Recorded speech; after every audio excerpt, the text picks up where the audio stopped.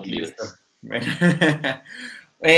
Hola, ¿qué hubo pues? Buenas noches, ¿cómo están? Bienvenidos nuevamente a este Facebook Live, donde, bueno, ustedes ya saben pues que venimos trabajando este texto de Wolfgang Gigerich, La violencia del alma en el volumen uno, pero que también ya pueden conseguir el volumen 2, que es Alma e Historia. ¿Dónde tengo ese berraco? Lo estaba leyendo en estos días. Pero bueno, ya saben que está el volumen 2, Alma e Historia, para apoyarle este proyecto a los muchachos. Ya saben que lo pueden conseguir en Amazon, en todos los Amazon. En Colombia lo pueden pedir y a partir de $35 el envío les sale gratis, o sea que sin, y bajo de precio. Hay que aprovechar, como decimos aquí en Colombia, hay que aprovechar el gangazo. Entonces, pueden pedir los dos si no los han tenido el volumen uno y el volumen 2 y les salen gratis. Gigerich es un psicólogo que en sus textos no hay pérdida, no hay idea que no esté razonada y bien pensada, no hay idea donde él no haya hecho ese trabajo investigativo y riguroso psicológicamente hablando, y más su riqueza de fuente bibliográfica también es muy amplia también. Entonces, la idea después es que ya saben que están pues ahí ya los dos primeros volúmenes. Por ahí pronto también nos van a dar una sorpresa con una nueva traducción. Espero que sea este año. Un nuevo texto. Vamos a ver si de pronto ahí los Alejos, los tocayos se ponen de acuerdo. Pero mientras tanto, entonces, ya saben pues que veníamos hablando entonces de este último ensayo que se llama La triple posición del ánima frente a su otro, donde ya estuvimos hablando acerca de la segunda posición de la relación psicigial del alma con ella misma.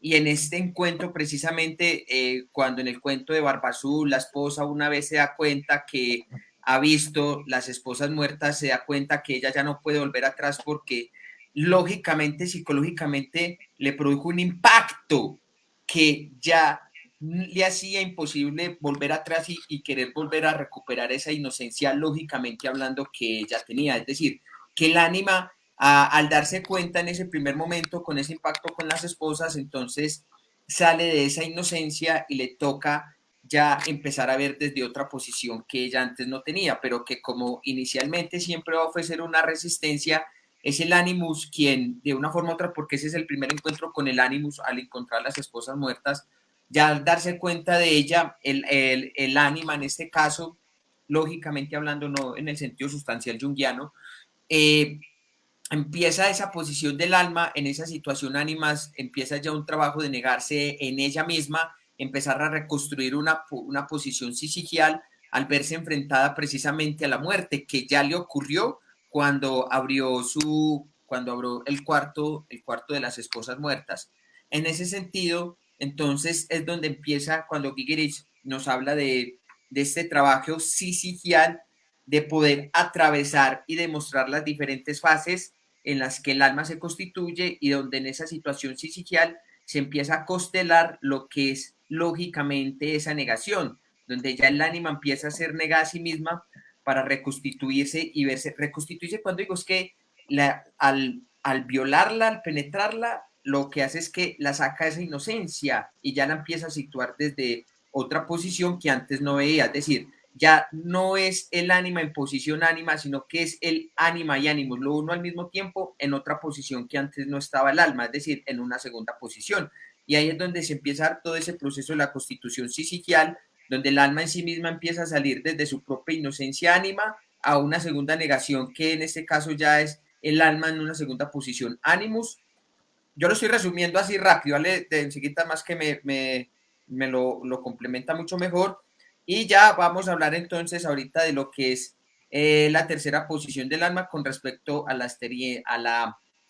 su experiencia del otro, firmeza ante la muerte. Pero, ante todo, no me apasiono más y le doy la bienvenida a Ale. Ale, ¿qué más pues? Buenas noches, ¿cómo estás? ¿Qué tal, Joan? ¿Qué tal? Pues déjame que me regrese 2 kilómetros de donde Sí. avanzaste, porque más bien les, como Joan dice, el segundo volumen de la colección de ensayos en español de la obra de Giegerich ya está a la venta, entonces ya la pueden conseguir en Amazon, ahí la pueden ustedes encargar, de hecho está a un precio bastante accesible, vale completamente la pena esta obra, ¿no? Por todo el trabajo que hay detrás, el trabajo de traducción, el trabajo de revisión, el trabajo de edición han sido tremendos, ¿no? Yo de repente creo que yo soy el más flojo para la cuestión de la revisión, ¿no? Aunque me enfrasco y trato de eso, no soy tan puntilloso como por ejemplo, otros compañeros como Joan, o sea, Joan Martínez Ah, sí. tiene ahí entrega folios de correcciones en esa situación. Pero en sí mismo es un trabajo colectivo, ¿no? Y es un trabajo colectivo que se hace porque, por lo menos yo creo, ¿no? Y espero no equivocarme en esta cuestión, pero con las pláticas que he tenido con Ale y la comunicación que tenemos con los muchachos, pues es un trabajo que nos importa a todos porque consideramos que dentro del campo junguiano hay una beta inexplorada de pensamiento que de repente en el ambiente no se quiere tocar, ¿no? Fíjate, yo apenas he estado leyendo una obra que me ha gustado mucho, o sea, me ha gustado mucho no porque esté bien escrita, sino porque está bueno, como decimos aquí, el chisme, ¿no? Que se llama La vida y las ideas de James Hillman. Entonces es su biografía y es una biografía en tres volúmenes mastodónicos realmente, pero estoy por terminar el primer volumen y me entero de muchísimas cosas, ¿no? Entonces, fíjate que una de las cosas que están ahí presentes es de cómo él se inserta, James Hillman, ¿no? Se inserta dentro del ambiente junguiano precisamente en sus inicios, en los inicios en la creación del Instituto Carl Gustav Jung de Zurich. Y algo que él veía, como veían tantos otros analistas, por ejemplo, Adolfo Wilbur Craig, o Paul Ricklin, o López Pedraza y todos ellos, o sea, todo este grupo que gira alrededor de una visión crítica de lo junguiano. O sea, a ellos les parece que la visión, perdón, que el paradigma que se maneja dentro de los propios círculos junguianos es algo ortodoxo completamente. O sea, hay una visión demasiado rígida acerca de lo que es Jung y un endiosamiento de la figura de Jung, ¿no? Entonces se convierte en Jung en la voz de un profeta, en alguien que realmente no es, ¿no? Es decir, ahora yo, por ejemplo, lo que observo entre los junguianos es que primero hay una repetición insulsa en donde no se piensa lo que se está diciendo a los contenidos de la teoría junguiana y además una mistificación muy injusta de la figura de Jung, ¿no? Porque Jung realmente es tratado, por ejemplo, desde las cavilaciones que él asume en el libro rojo, por ejemplo. El libro rojo a mí me parece uno de los errores editoriales más nefastos dentro del mundo junguiano, porque porque a todos aquellos que ya habían mistificado a Jung, los Ah, subió dos escalones encima, ¿no? Es decir, el libro rojo no es un libro en serio, es decir, no es un libro realmente importante dentro del ámbito junguiano más que para el análisis histórico. El libro rojo lo que nos ofrece es una experiencia personal que tuvo Jung, ¿sí? Con sus propias cavilaciones inconscientes, sus juicios y prejuicios que estaban ahí alimentados de todo el conocimiento gnóstico y místico que tenía de ciertos textos y o sea, lo pone en crudo, ¿no? Es decir, es lo que llaman, por ejemplo, Levi-Strauss lo crudo, ¿sí? Es decir, un elemento cultural que no está refinado. Ujú. Entonces, lo que hizo Jung posteriormente, a lo largo de toda su obra, fue refinando precisamente esto que estaba ahí.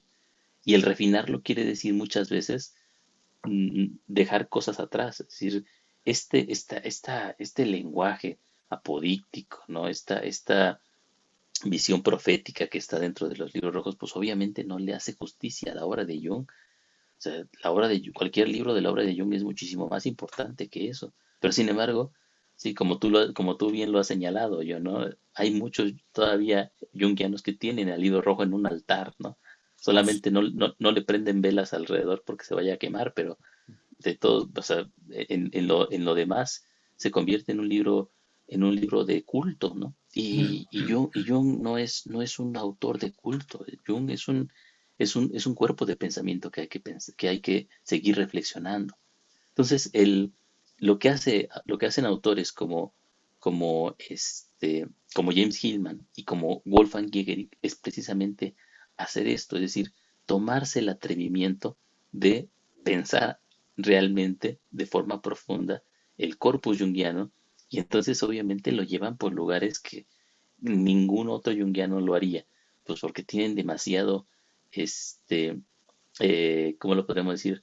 Demasiado respeto, podríamos llamarlo así, pero realmente o sea, el respeto a Jung no es el, compromiso con las ideas.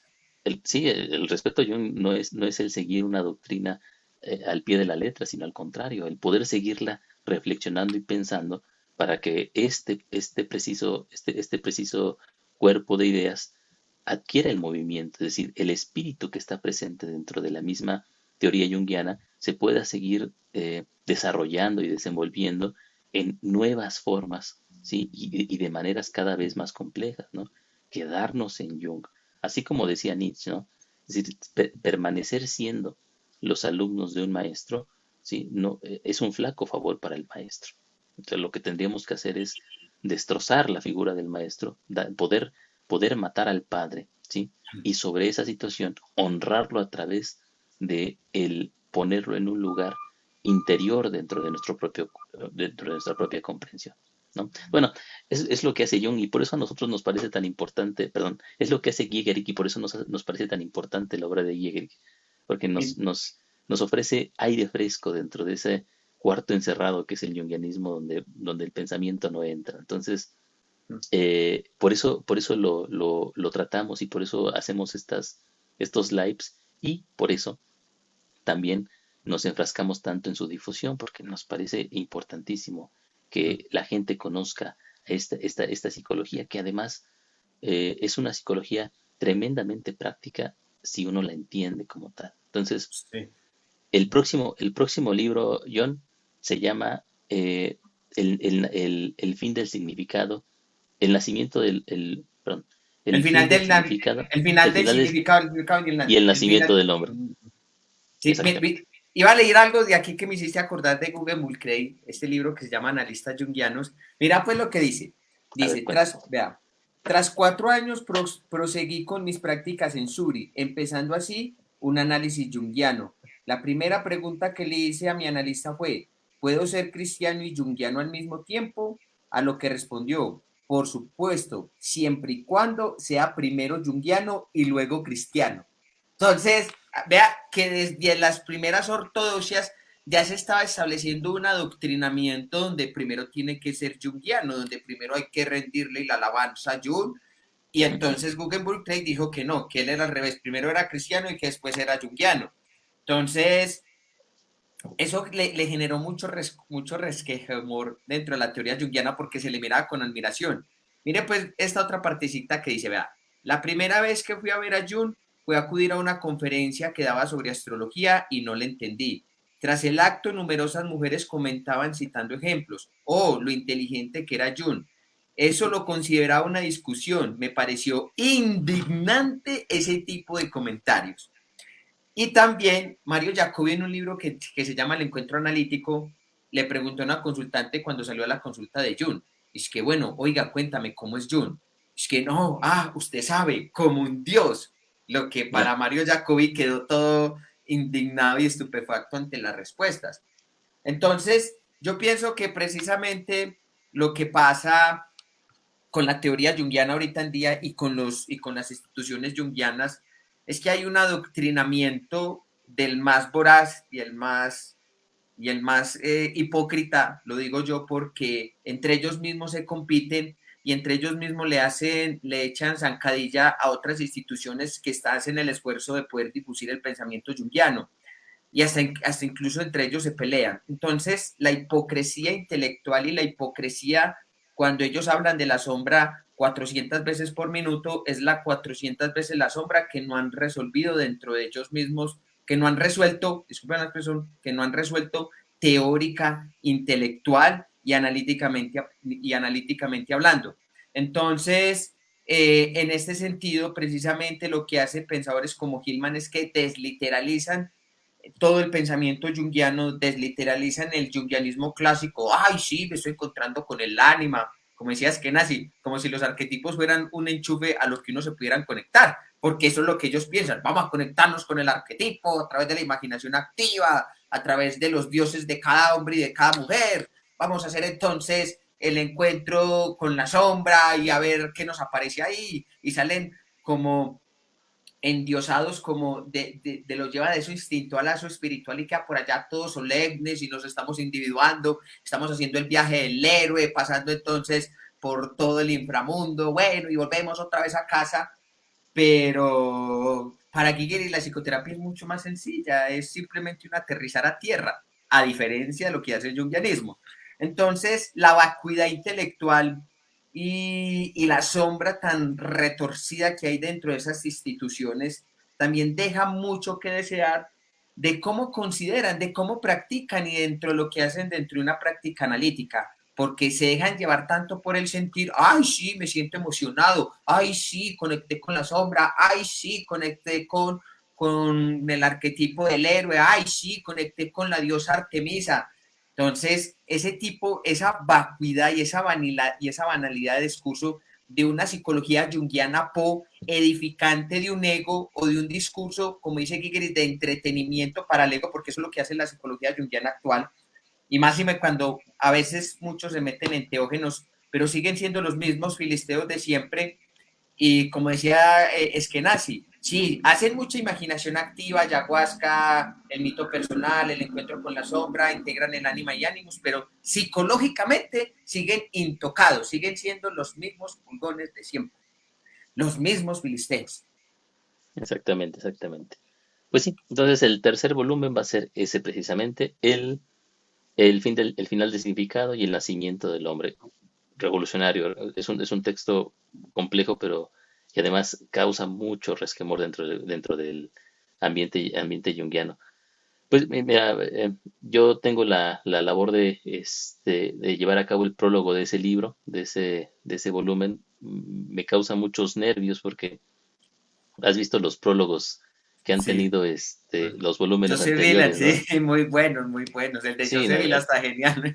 Claro, y el Alberto Arenales son tremendos, ¿no? Entonces, imagínate tener que ponerse a la altura de ello, va a ser, me causa, estoy revisando punto por punto cada uno de los ensayos para poder tener una idea más clara acerca de esa situación, ¿no? Pero pronto esperemos que ya podamos continuar con No, este trabajo. no, tranquilo, parcero, como dice la autoayuda, sin miedo al éxito, mijo, el que tenga miedo a morir que no nazca con ese prólogo, entonces a darle.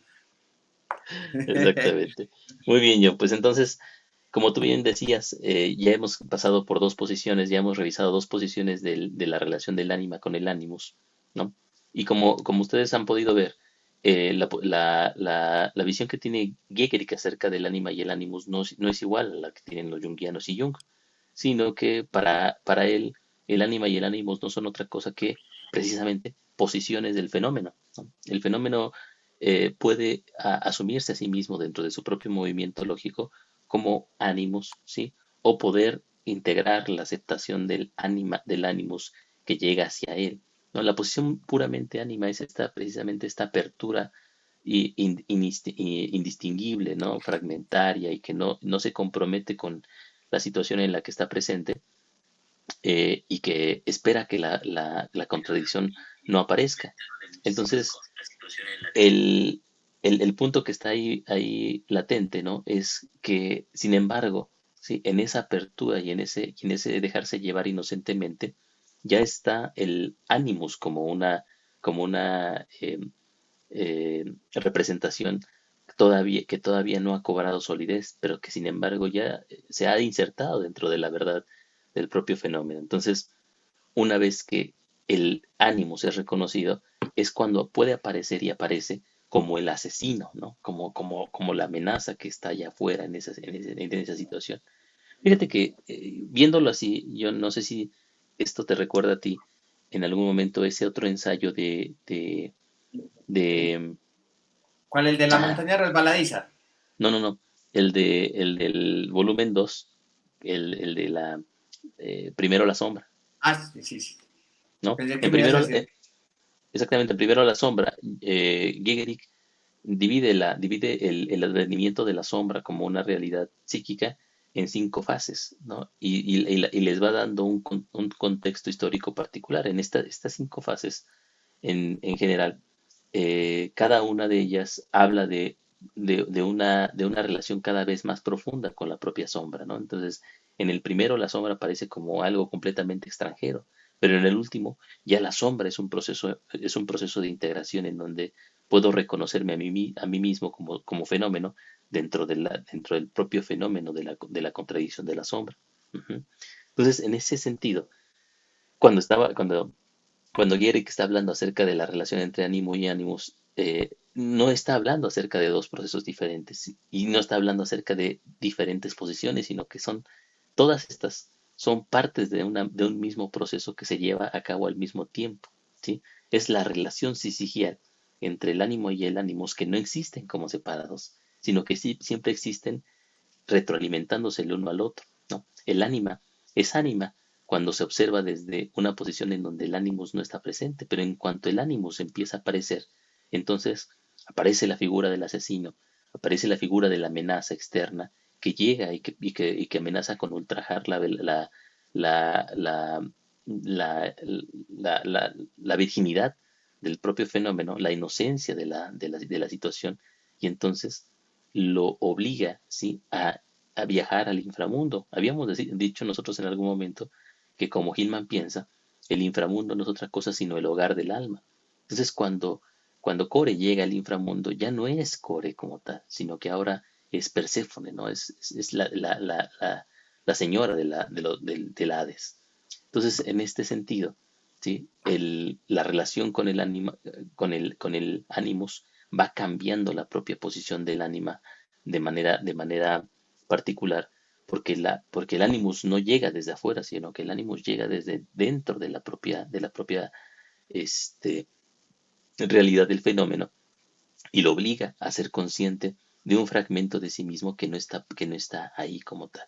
Entonces, perdón, que no está de forma positiva, sino que todavía está, digamos, como la amenaza de la negatividad que va a llevar al propio fenómeno hacia su Mm, propia, hacia el telos que le corresponde. mm. Entonces, la última fase, yo lo dejo aquí en esta situación para que tú le continúes, John, pero a mí me gustaría en esta situación leer un pequeño, perdón, una pequeña cita de Hegel que tú seguramente ya sabrás cuál es, John, en donde nos habla Hegel un poco de esta misma situación. Dice, es una cita de la fenomenología del espíritu, en donde dice Hegel, eh, pero la vida del espíritu no es la vida que se asusta ante la muerte y se mantiene pura de la desolación, sino la que sabe afrontarla y mantenerse en ella. El espíritu solo conquista su verdad cuando es capaz de encontrarse a sí mismo en el absoluto desgarramiento. El espíritu no es este poder como lo positivo que se aparta de lo negativo, como cuando decimos de algo que no es nada o que es falso, y hecho esto, pasamos sin más a otra cosa, sino que solo es este poder cuando mira cara a cara lo negativo y se detiene en él. Esa cita la leyó es que nací cuando dio las clases sobre Hegel. Se me estaba acordando aquí desde la fenomenología del espíritu. Ahí a lo que nos referíamos un poco es que en la tercera posición, entonces Gigeris nos habla es la firmeza ante la muerte. ¿En qué constituye esto? Gigeris toma esto y se basa en el cuento el de la hija del molinero. Voy a adelantar un poquito del cuento. Igual ahorita si algo lo leemos. Entonces, en el cuento del molinero, no, pero primero voy a resumir lo que consiste ahí.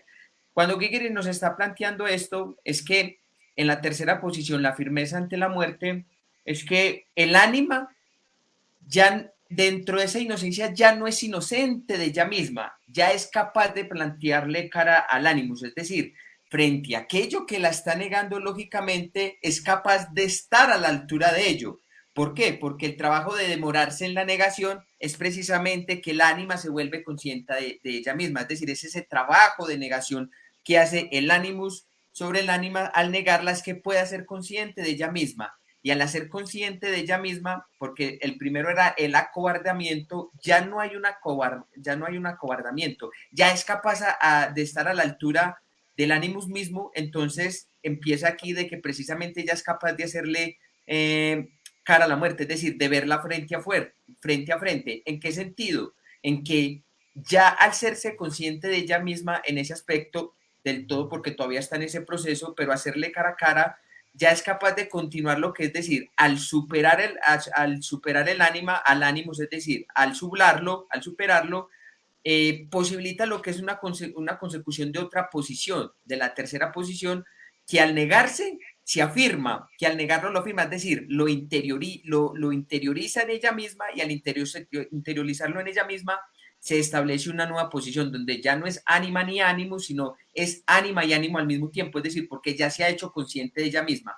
Para establecer hacerle frente a la muerte, Gigerich utiliza el cuento del molinero por encimita, y yo lo resumo, entonces el molinero le promete su hija entonces a un pretendiente que era un bandolero, un maloso, entonces cuando precisamente la hija va precisamente a la casa del bandolero, lo que ocurre es que una anciana la ve y le dice, vas a adentrar, te vas a casar con la muerte. Entonces, la anciana la protege, se queda en un ladito, mientras que los demás ladrones llevaban arrastrando una princesa, llevan arrastrando otra chica, la descuartizan y la desmiembran toda. Y la princesa era viendo, perdón, la hija del molinero era viendo atentamente lo que estaba pasando ahí cuando le cayó un dedo de esta chica que descuartizaron. Entonces, al momento de casarse, entonces el bandolero pide que cuenten una historia. Entonces, la hija del molinero cuenta la historia, entonces, de cómo había visto, entonces, ocurriendo en un sueño, de cómo había visto que los asesinos, unos muchachos, unos ladrones, descuartizaron a una muchacha en el sueño. Entonces, cuando mostró el dedo, lo arrestaron y arrestaron a los demás ladrones y al bandolero y los asesinaron. El cuento es así. Pero Gigerich coge aquí y lógicamente dice, la capacidad que tuvo el ánima de no acobardarse ante la muerte y de poder hacerle frente al ánimos. Es decir, dicho de otra forma, de poder soportar negación frente a aquello que le está aconteciendo, que viene en relación a lo que estaba leyendo Ale de la cita, de no acobardarse ante la muerte, de no acobardarse ante la negación, para posibilitar de que precisamente la posición se vuelva a restaurar. Yo lo voy a poner un poco en el campo de la psicoterapia, Ale, que lo estamos hablando ahorita tras bambalinas. El proceso de la psicoterapia, o al menos el de psicoterapeuta, ha de ser de enfrentarse constantemente ante la muerte, lógicamente hablando. ¿A qué me estoy refiriendo con esto? Que el psicoterapeuta no sabe qué le va a acontecer en consulta, no sabe qué le va a aparecer, no sabe qué le va a ocurrir. No puede ir, el psicoterapeuta va tan armado con estrategias, con técnicas, con moral, con ética, con la supervisor, con un montonón de recursos y de preconceptos establecidos y de prejuicios ya establecidos, precisamente defendiendo el bastón ante lo que implica enfrentar lo que es el horror de la terapia, de enfrentar ese horror de eso que acontece frente a ese fenómeno.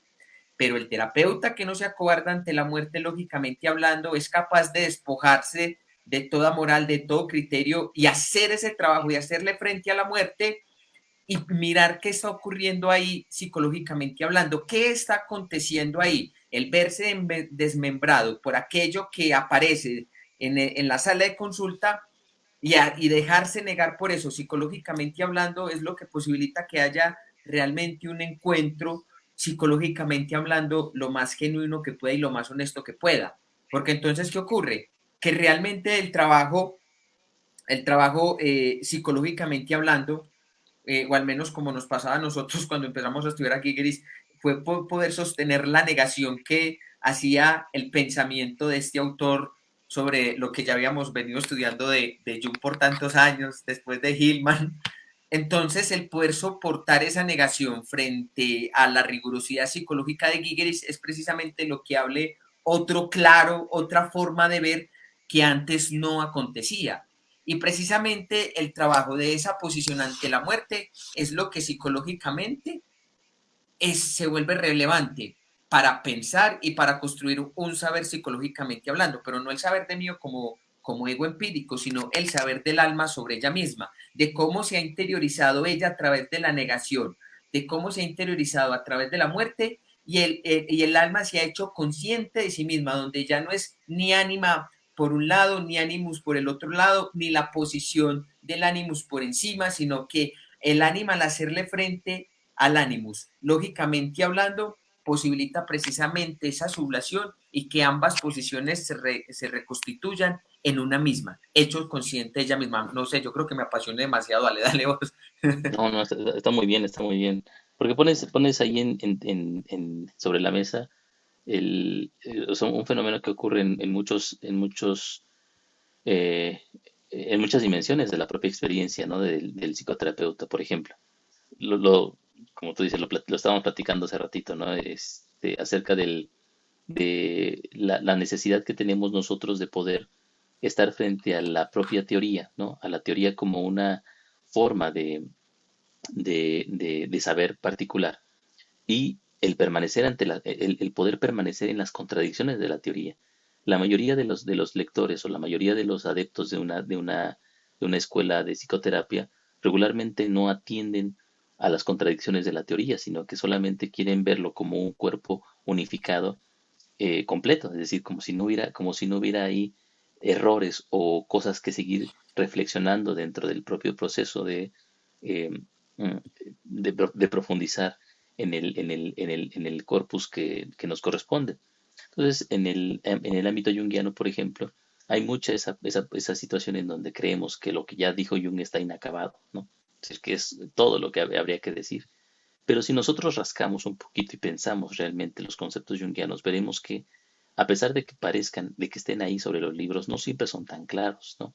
O sea, conceptos como el arquetipo, como los complejos, como el alma misma y toda esa situación, pueden ser pensados y repensados nuevamente porque no hay una situación completamente acabada y terminada en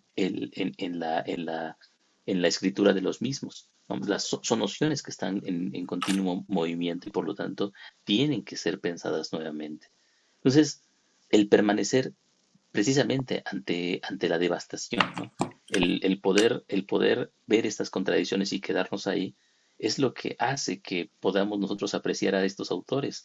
Por ejemplo, ya habíamos dicho, Hillman y Jägerich representan esta posición que ante la inminencia de la contradicción no se echan para atrás, sino al contrario, se quedan ahí presentes y la asumen como tal.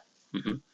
Como bien, o sea, John lo dijo muy bien, ¿no? A mí me pasó lo mismo y seguramente a todos los lectores de Hillman o a todos los lectores de Gehrig nos ha pasado en algún momento que cuando lo leemos el impacto es tal que nos obliga y nos mantiene en una posición en donde nos sentimos completamente vulnerables ante lo que está sucediendo, porque es para poder asumir lo que este autor me está diciendo, tengo, tengo que soltarme de mi propio dogmatismo en el ámbito junguiano como tal, ¿no? Tengo que empezar a criticar a ese gran maestro que en algún momento me da no solamente cierto rigor teórico, sino mucha seguridad emocional en ese sentido, ¿no? Porque me sostiene como si fuera un padre.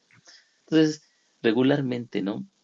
Las personas o muchas personas andamos en busca de padres que nos sostengan todavía, a pesar de ya ser adultos, y teóricamente se convierte en eso mismo, ¿no?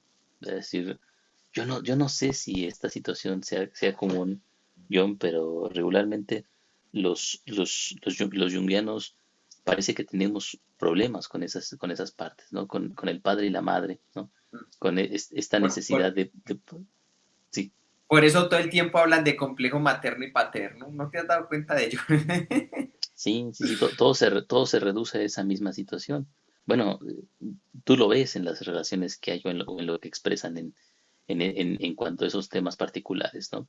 Pero el punto es que llega el momento en el propio desarrollo de la persona en que debemos de dejar a los padres atrás, ¿no? O sea, los padres son figuras importantes que de alguna manera nos dieron un contexto sobre el cual desarrollarnos, pero dejan de ser relevantes en cuanto nosotros somos adultos. En ese momento nosotros debemos sostenernos sobre nuestros propios pies, o como diría Gregory, hacer nuestra propia cama, coser nuestras propias ropas, y en ese sentido hacernos cargo de nuestra propia existencia como tal.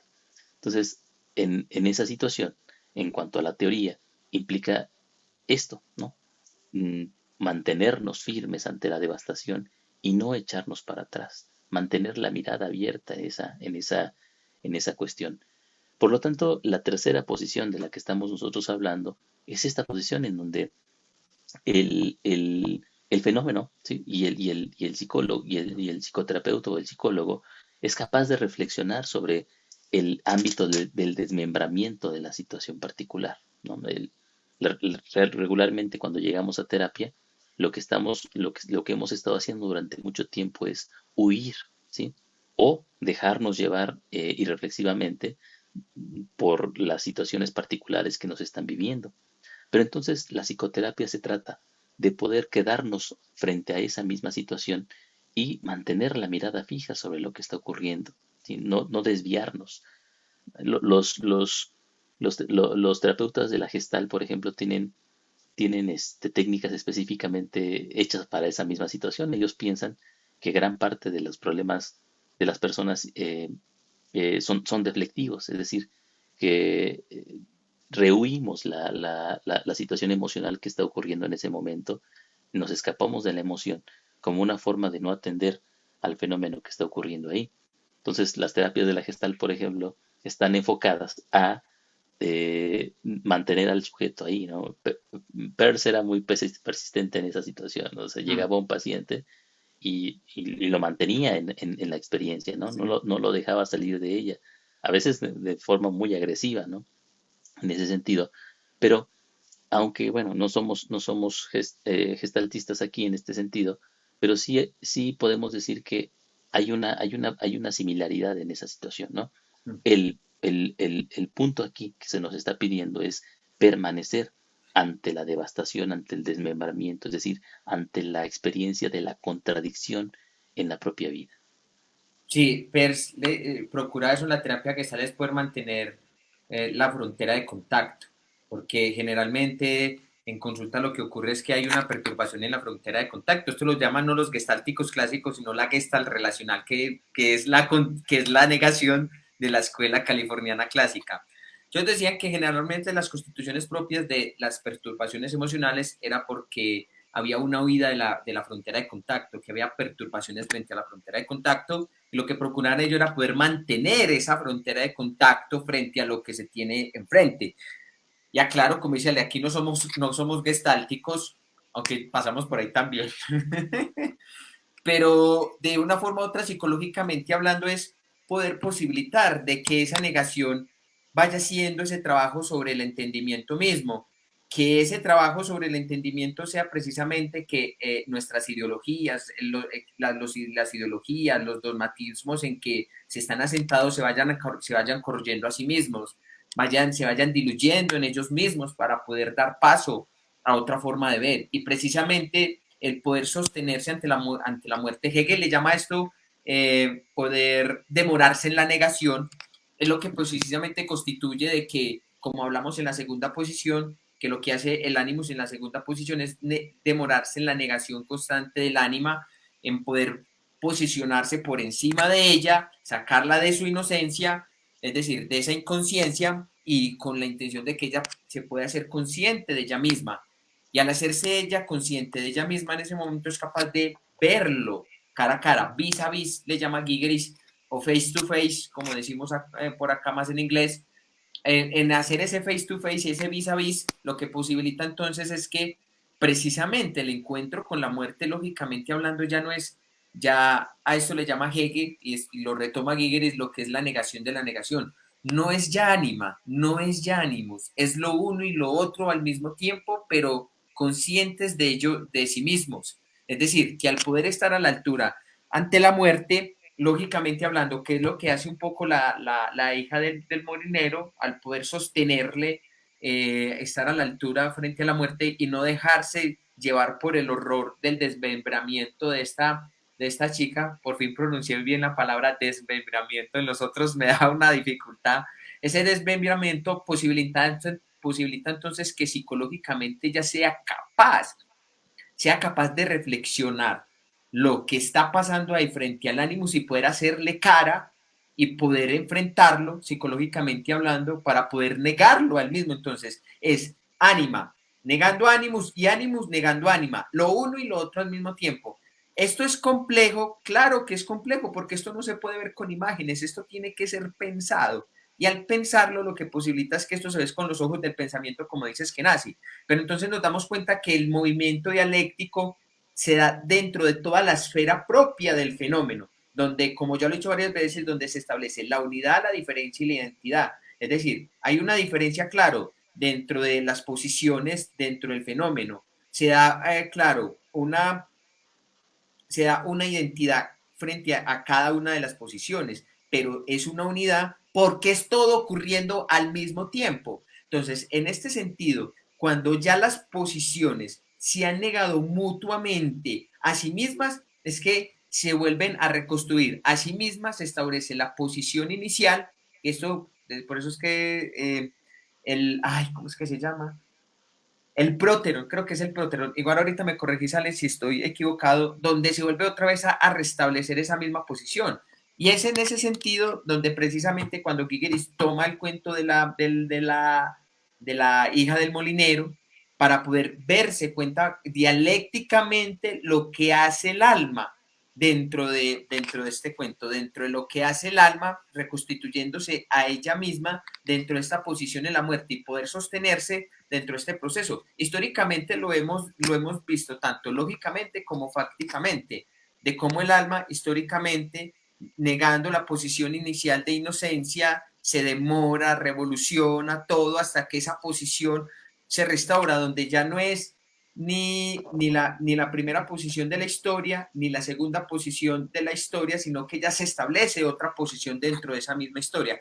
Vamos a poner si con este ejemplo yo creo que me da, si no igual Alejo me corregís. Un ejemplo, cuando empezó la revolución, dentro de la revolución francesa entonces fue el grito entonces ¿cómo es que se llama este muchacho? De Robespierre, que es que se llama, eh, cuando entonces se va en contra de toda la monarquía. Entonces, ya la monarquía era como esa primera posición, entonces ya se va lógicamente hablando en la revolución contra Robespierre, contra todas las monarquías de Luis XVI, pero al negarla, entonces ya después matan a Robespierre y ya se establece lo que es una democracia. Entonces, ¿qué estoy queriendo decir esto? Que psicológicamente, lógicamente hablando, porque esto pasó así, lógicamente hablando, ya no era ni monarquía ni revolución, sino es democracia. Entonces, ambas posiciones se negaron, quedaron interiorizadas y establecieron pasos a establecer hasta una democracia, psicológicamente hablando, porque eso fue un acontecimiento, lógicamente hablando, en ese momento. Asimismo, ocurre dentro del marco de este cuento. Aquí puse un ejemplo, pero en el cuento lo que nos dice es que cuando ya la hija del molinero denuncia entonces al bandolero, al hacerle frente a él, lo que hace es que también lo afirma, al negarlo también lo afirma y se establece porque no es que la hija del bandolero vaya por un lado o el bandolero vaya por el otro, no, son diferentes posiciones del mismo cuento que es tanto la capacidad por sostener la muerte, pero también la capacidad de poder desmembrarse dentro de esa muerte cuando no asesinan. Al asesinar eso, es que la posición otra vez vuelve y se reconstruye. Es decir, psicológicamente hablando, cuando el alma ya ha llegado a casa de ella misma a través de esa muerte, lógicamente hablando. Así es, así es. Entonces, en este sentido, el asesinato ya no aparece como una destrucción simplemente, ¿no? Sino aparece como un rito de iniciación. O sea, el asesinato que es precisamente la entrada al proceso de la negación. Lo vimos en los primeros ensayos, ¿no? En el del sacrificio de Isaac y en el de Matanzas, cómo el asesinato se convierte en una suerte de simbolización de la propia negación que en algún momento el alma lleva a cabo sobre sí misma, ¿no? La situación de la destrucción que hay de la posición inicial es vista desde la posición inicial precisamente como una devastación, como algo que es terrible. Ujú. Sin embargo, en la posición global, ¿no? En la situación completa del fenómeno, entonces simplemente es un paso hacia otro punto diferente, ¿no? De ahí que, por ejemplo, ¿no? Para nosotros, de repente las situaciones nuevas casi siempre nos parezcan terribles. Ujú. Es decir, aparecen, hay una, hay una suerte de progresión y de repetición entre la condena de las nuevas generaciones a las antiguas, ¿no? Porque las nuevas, o las antiguas generaciones a las nuevas, perdón, porque las antiguas generaciones ven en los nuevos procesos o en las nuevas generaciones las debilidades y limitaciones que ellos estuvieron de alguna manera guardando. Entonces, cuando las ven presentes en los jóvenes, eh, hay estos titulares en donde se lee sobre la decadencia de las nuevas generaciones, sobre la destrucción de la cultura y toda esa misma situación. Algo así ocurre, por ejemplo, ahora con las nuevas tecnologías, ¿no? Hay mucha gente que teme lo que pueda ocurrir con el desarrollo de la inteligencia artificial o de las herramientas digitales. Pero lo mismo decían hace mucho tiempo, por ejemplo, de la escritura. Ujú. No sé si había en los mitos platónicos no recuerdo, que era una conversación entre dos dioses en donde uno de los dioses hablaba acerca de las desavenencias de la propia escritura. Decía, ahora que escribimos libros, la gente va a olvidar lo que antes memorizaba, ¿no? Porque antes el conocimiento oral era un conocimiento que era memorizado precisamente por algunas personas y entonces había una suerte de creatividad en la misma repetición, porque obviamente nadie lo memorizaba como tal, sino que se memorizaban temas y se repetían. Los bardos, la particularidad de los bardos era que podían ellos recrear lo que habían escuchado en otros relatos y lo, lo, lo interesante en ellos era la capacidad que tenían para poder hacerlo de manera profunda. Ujú. Entonces, bueno, había quienes decían que una vez que la escritura apareció, este proceso se iba a perder y por lo tanto la cultura iba a ir a su declive. Ujú.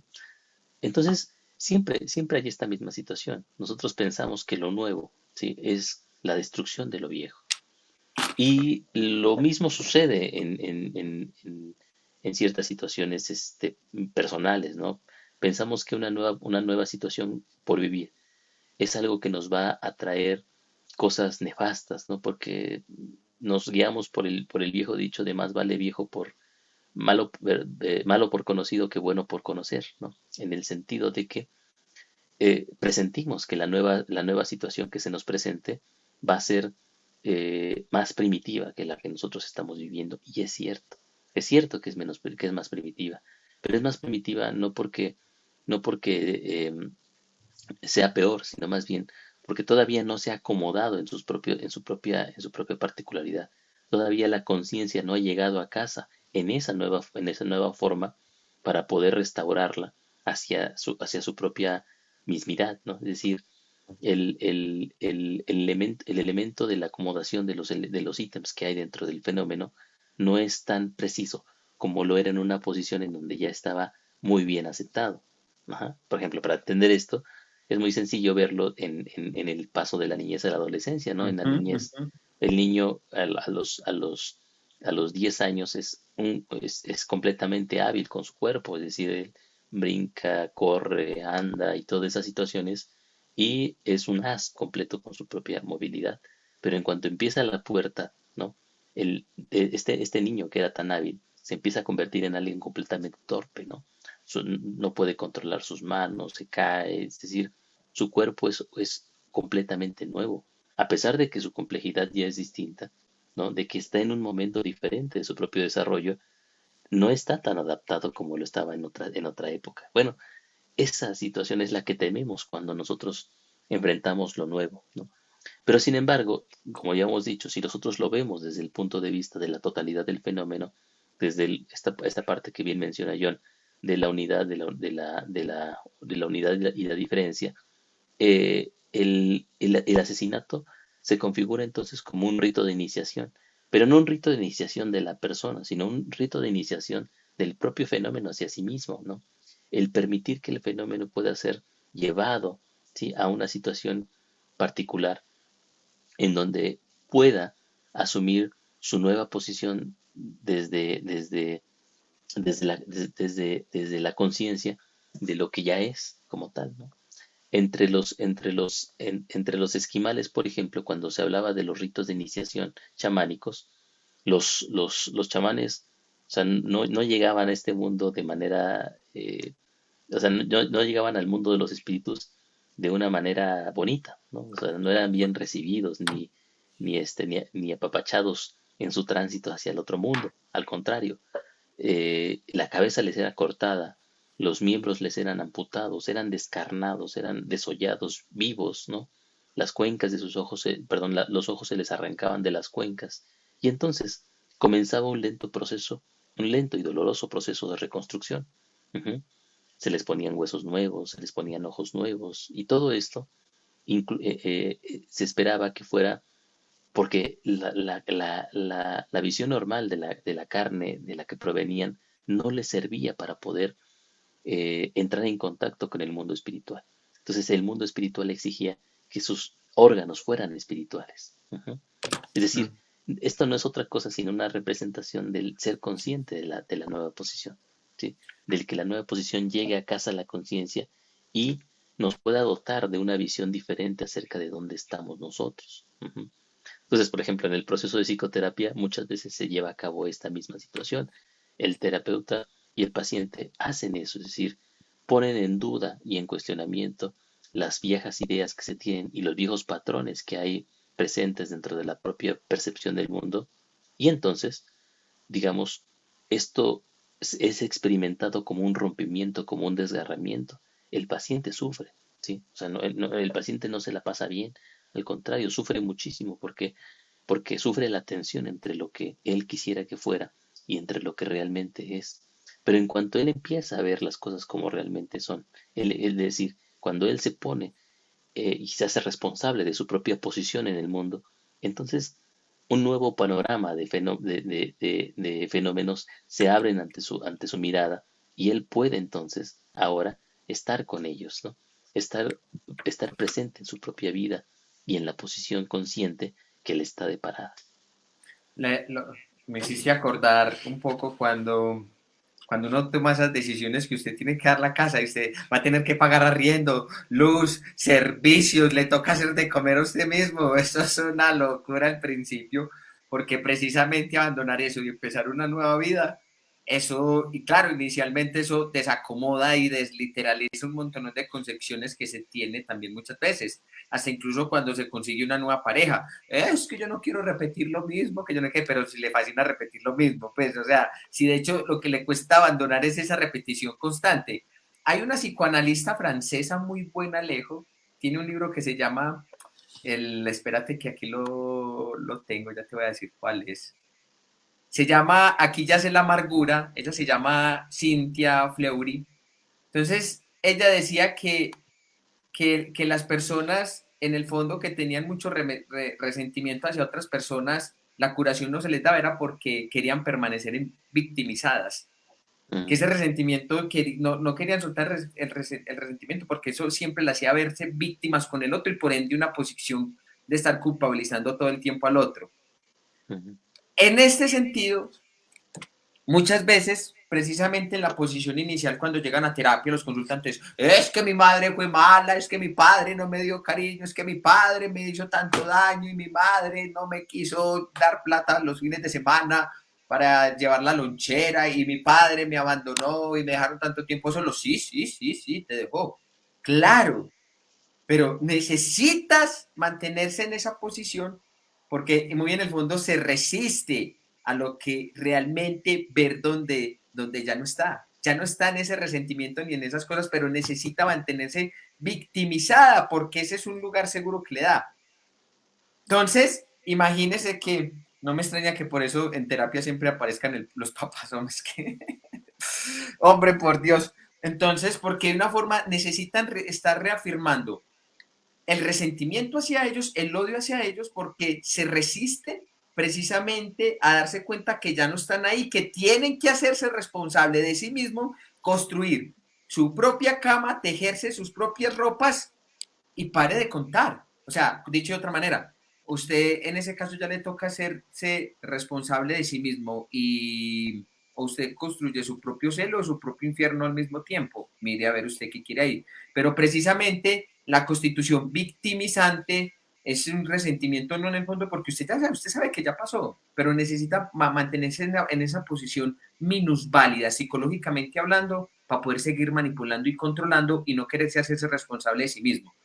Lo voy a llevar más en el ámbito lógico. En el ámbito lógico, la primera posición en el cuento de Barba Azul es que precisamente ella se veía como víctima.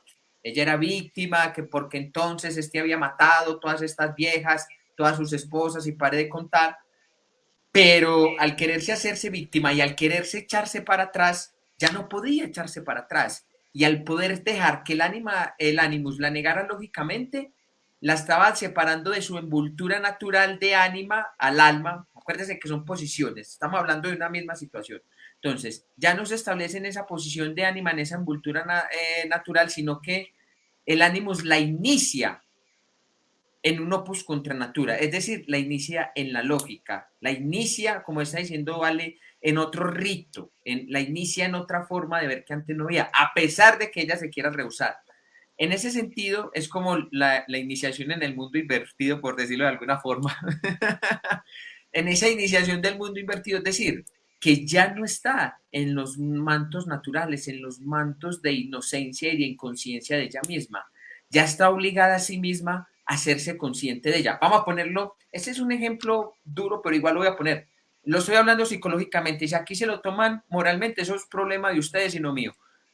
Cuando ocurre la violación a una chica de 15, 17 años, cuando ella precisamente se mantiene en una posición de víctima constante, sí, es que me violaron, me hicieron de todo, pero ella aún así conserva ese resentimiento por no aceptar lo que ya pasó. Eso ya le ocurrió, pero el trabajo ha de hacer precisamente hacerse consciente de esa situación que en sí misma le pasó, estar a la altura de eso y mirar psicológicamente qué pasa.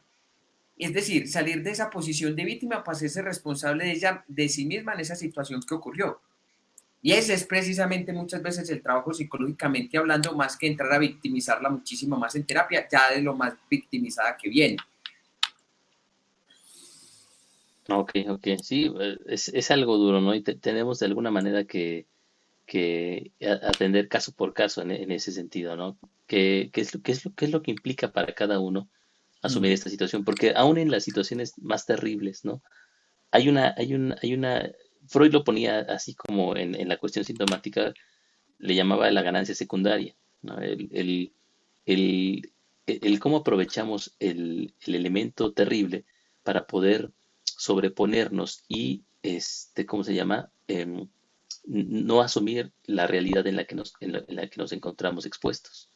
Entonces, las situaciones más terribles de la propia vida pueden funcionar también como un elemento sintomático que no nos permite poder afrontar nuestra propia existencia tal como es, ¿no? Entonces, la retribución muchas veces implica la búsqueda de la venganza o la búsqueda de la retribución implica esa situación. Es decir, quiero que mis padres me retribuyan por todo el daño que me hicieron.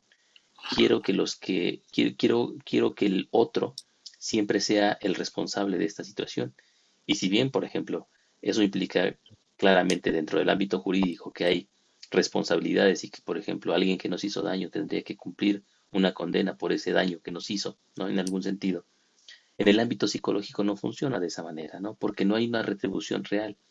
Si a la persona que me hizo daño la mandan a la cárcel, eso no me restituye a mí. Es decir, no me sana, no me hace sentir mejor en esa parte. Quizás me da cierta paz, pero yo todavía, pero el daño que alguien me hizo, en algún punto tiene que volverse mi responsabilidad, ¿sí? Es decir, yo tengo que hacerme responsable de ese daño. Ya nadie más puede hacerlo. Una vez que me sucede y ya, ¿sí? Y yo tengo que asumir la fatalidad de que eso me está sucediendo y y hacer lo que me corresponda, ¿no? Es decir, si yo nací con una minusvalía, por ejemplo, no puedo culpar al médico, a la genética, a los padres, a la contaminación por esa misma situación. Tengo que hacerme responsable de la minusvalía que me tocó y andar por la vida con esa minusvalía haciendo todo lo que pueda hacer con ella misma, ¿no? Entonces, todos en algún punto, como diría Google Craig, somos minusválidos en algún sentido, ¿no? Y cuando nos pasa algo en ese punto, es decir, cuando ocurre algo terrible en nuestras propias vidas, tenemos un sentimiento de haber sido arrebatados de la propia comodidad y de la propia abundancia y ser llevados hacia la destrucción, hacia el mundo frío y terrible en donde somos víctimas como tal. Pero parte del proceso implica el poder sobreponernos a esa misma situación sabiendo que la situación no se va a ir, ¿no? O sea, sabiendo que lo que me pasó no lo puedo restaurar, no lo puedo remediar de ninguna manera. Lo que pasó, pasó. Y por lo tanto, lo que tengo a la mano es precisamente las herramientas necesarias o la responsabilidad de hacerme cargo de mí mismo a pesar de las cosas que pasaron, ¿no? Es decir, a pesar de los padres que haya tenido, a pesar de las experiencias traumáticas que haya vivido, a pesar de las limitaciones que tenga, tengo una responsabilidad. Y por lo tanto, incluso el daño que estoy yo sufriendo es parte de mi propia responsabilidad. Y una vez que ya me ocurre a mí, ya me ocurre a mí, nadie más puede remediarlo. Nietzsche diría darle una respuesta afirmativa hacia la vida a pesar de todo. Entonces, Exactamente. en ese sentido, continuando con lo que él estaba diciendo, precisamente psicológicamente hablando es que en esta tercera posición, en la negación que ocurre volviendo atrás al cuento, eso me encanta, ese ir y venir, eh, es que la hija del bandolero es capaz de sostener precisamente la muerte. Y yo pienso que muchas veces lo que ocurre en terapia y esa incomodidad que ocurre a que muchos consultantes dejen la terapia es que el tener que verse frente a sí mismo, frente a eso que lo está negando psicológicamente, los llevan a que aborten a veces, muchas veces sus procesos terapéuticos, a que no avancen, y el malo es el terapeuta, y el malo es una cosa, y el malo es la otra, y el mundo es una mierda, y yo no vuelvo a terapia, y yo no hago una cosa, y yo no hago la otra, y yo no vivo, pero también es precisamente ese tanto, porque no solamente es la muerte del consultante, sino que es la muerte de los dos al mismo tiempo, es lo uno y lo otro a su vez.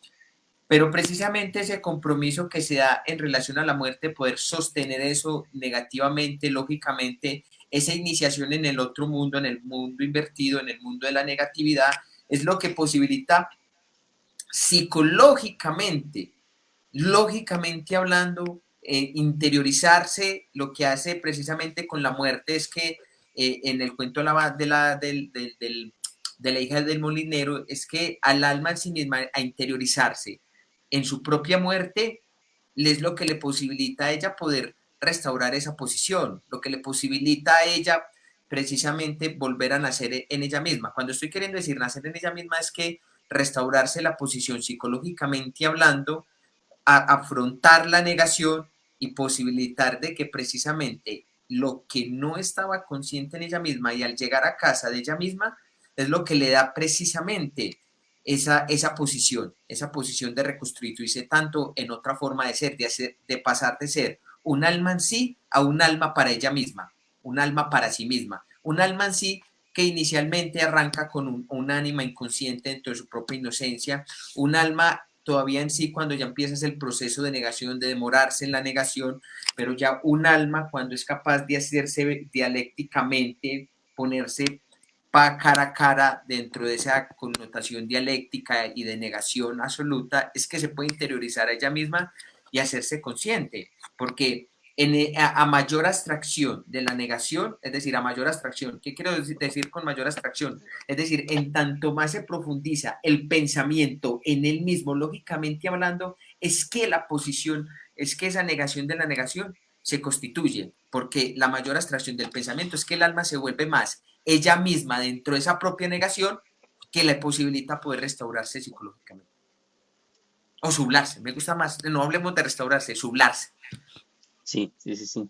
No, porque la sublación en ese sentido hace, o sea, yo creo que tienes haces esa aclaración, John, porque precisamente la, la sublación implica una restauración, pero a un nivel diferente, ¿no? Es decir, Ay, en una dimensión completamente distinta, que sin embargo ya estaba implícita como potencia antes de la situación, ¿no? Por eso lo que decías antes era eso, el Histeron Próteron. El Histeron Próteron es esta misma situación en donde lo primero es lo último, ¿no? Es decir, cuando llegamos al final realmente no hacemos otra cosa sino exponer lo que estaba desde el principio.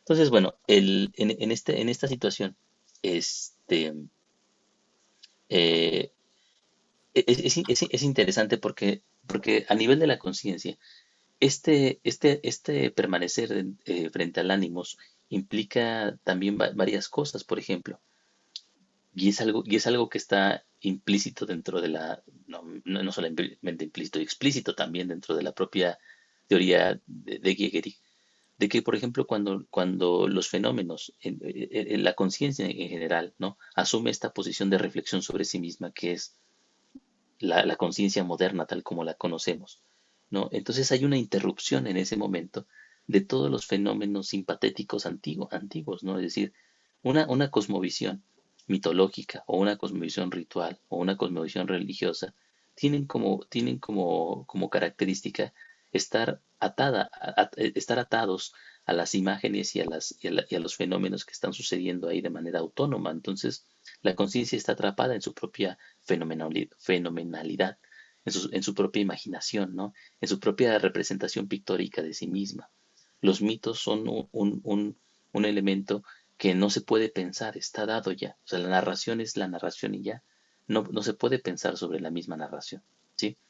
Entonces, una vez que aparece la contradicción en este sentido, saca a la propia conciencia de esa misma posición y la eleva hacia una situación en donde ya la propia relación imbuida dentro del mundo se separa, ¿no? Es lo que corresponde a un nacimiento.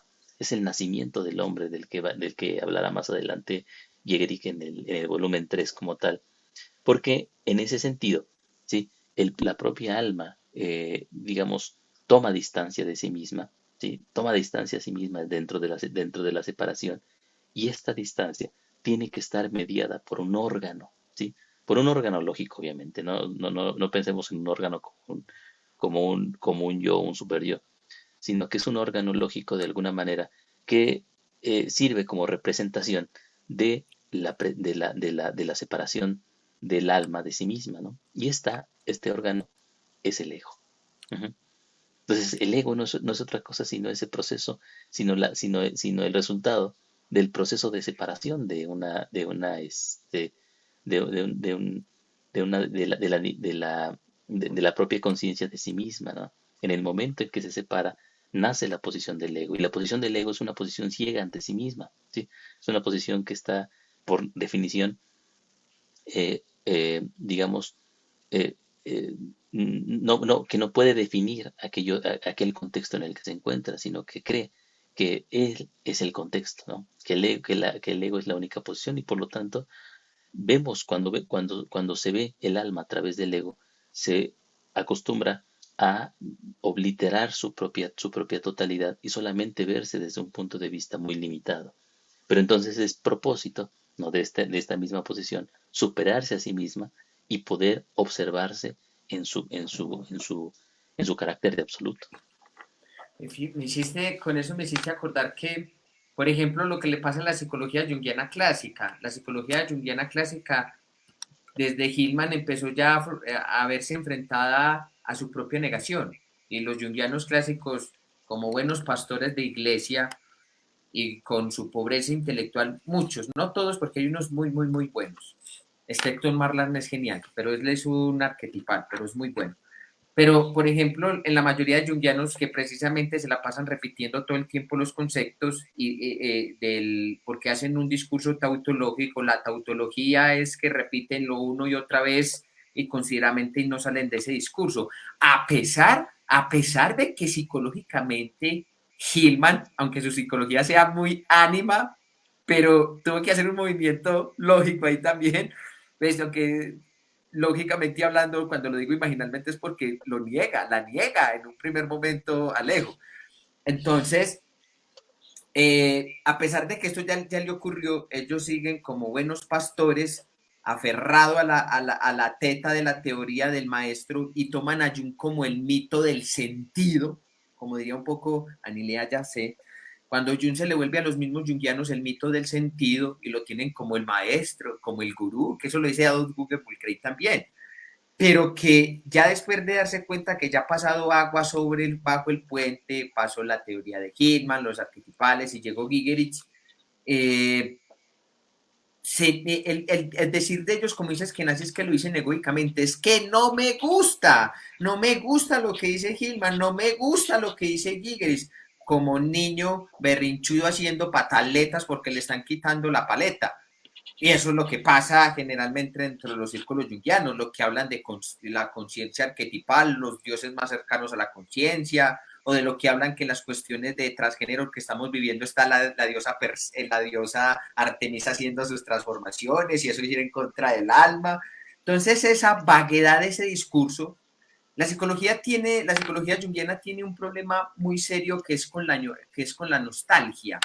Quieren retener el pasado en el presente, los mitos pasados, los cuentos pasados, el inconsciente colectivo que como tal no existe, sino que ya eso es una imagen más. Entonces, ese recoveco repetitivo constantemente, a pesar de que psicológicamente ellos no están allá, lo siguen predicando como la verdad psicológicamente hablando que acontece en la realidad, pero no hay nada más disparatado y más desviado que un junguiano en la actualidad, cuando la premisa de ellos es que el ser humano carece de vida simbólica, porque Jung lo dice eso en el volumen 18.1 en una conferencia, cuando dice que el ser humano carece de vida simbólica, pero necesita una urgentemente. Entonces los jungianos lo toman, y eso lo dice también Edgar Edinger en su libro Egos y Arquetipos, que el ser humano necesita también una vida simbólica urgentemente, porque si no carece de una ansiedad cósmica. Pero eso es lo más desfasado psicológicamente frente a lo que está haciendo el alma en el presente, porque ya hay una vida simbólica, ya hay una vida simbólica operativa que es la fuerza vinculante del presente. Los mitos pasados no son la fuerza vinculante de la vida de la hora, no es la vida lógica del alma en el presente. Entonces, precisamente, añorarse a esa nostalgia, eso es una posición totalmente ánima, que a pesar de que ya le ocurrió de todo con Hillman y con Gigerich, junguianamente hablando se quedan ahí, pero hombre, vida simbólica siempre ha existido, porque si no tuviéramos una vida simbólica como tal, no podríamos estar hablando, no madrugaríamos todos los días a las 6 de la mañana a trabajar, no madrugaríamos y haríamos todo esto que hacemos en la cotidianidad, no entraríamos en internet, no haríamos, si no tuviéramos vida simbólica, pues entonces andaríamos perdidos en el mundo. O sea, entonces esa ridiculez junguiana de esa añoranza de que no hay una vida simbólica, eso es falso, eso es mentira y esto se lo refuto al que sea, me pueden poner al mismo Jun aquí, me pueden poner al que sea de los junguianos, eso se lo refuto. Si ellos dentro de su pobreza intelectual no reconocen que ya el alma dentro de esos procesos de negación de la negación reconstituye su posición inicial con nueva vida simbólica, estamos pues mirando fuera el tiesto, pero precisamente esa psicología llega a un punto entonces que se vuelve manipuladora, convincente, pastoral, moralista y no, pensando de que se necesita una vía simbólica, pues claro, si ellos no la ven porque la tienen pegada a la cara. Por eso, ¿te acordás cuando Hegel decía, perdón, Heidegger decía que nosotros tenemos la vida pegada en la cara y no la vemos? Obvio, ¿qué van a ver los jungianos del alma que hablan del alma todo el tiempo y la tienen pegada y no la ven? Claro, porque no piensan, no se dan ese trabajo de de pensar las cosas en su mayor abstracción, lo que hace el alma en el presente dentro de sus connotaciones dialécticas de negarse constante a ella misma, y quedamos precisamente en una psicología junguiana carente de conciencia dentro de ella misma, sin resolverse los asuntos en ella misma, a pesar de que ya le pasó debajo el agua el pensamiento de Hillman y el pensamiento de Gigerich. Exactamente. ¿Sí? Entonces, tenemos como junguianos en ese sentido, y es el poder eh, quedarnos frente a las contradicciones, mantenernos ante la devastación de la propia teoría y dejar que esta teoría nos transforme, ¿no? No querer transformar nosotros la teoría a lo que nos conviene, sino permitir que nos lleve hacia donde tiene que llevarnos como tal. Y eso solamente lo podemos a través de un compromiso claro de reflexión y profundo pensamiento acerca de lo que está presente ahí en lo que estamos nosotros viendo. Bueno, esta cualidad y este ejercicio no solamente nos hacen buenos teóricos, sino que también nos hacen buenos psicólogos y buenos psicoterapeutas, porque es precisamente lo que tenemos que hacer con nuestros pacientes. El poder esperar, estar digamos, pendientes el uno y el otro de las propias devastaciones del proceso que se nos presenta, ¿no? Y quedarnos ahí sin echarnos para atrás, sin temblar de miedo ante la situación que está ocurriendo constantemente en la dinámica de la existencia de cada uno de nosotros. Entonces me hace el favor y escribe ese prólogo a pesar de que lo niegue tanto. Así es, ni modo, ni modo. Bueno, no sé si hay algo más que tengas que agregar, Ale, frente a este momento. Continuamos. Yo creo que más bien ahí podemos parar, John. La siguiente sesión que va a ser ya habíamos dicho que Gehrig hablaba de tres momentos dentro de la relación del ánimo, pero como siempre, Gehrig nos tiene una sorpresa y nos presenta una cuarta posición, ¿no? Entonces, tratamos la cuarta posición la próxima sesión y damos una visión global acerca de todo lo que hemos visto, y con eso terminamos esta serie de pláticas. Bueno, a todas las personas que nos acompañaron en esta noche, muchísimas gracias. Que tengan una excelente semana y que descansen. Pues nos vemos en la próxima. Chao. Hasta luego.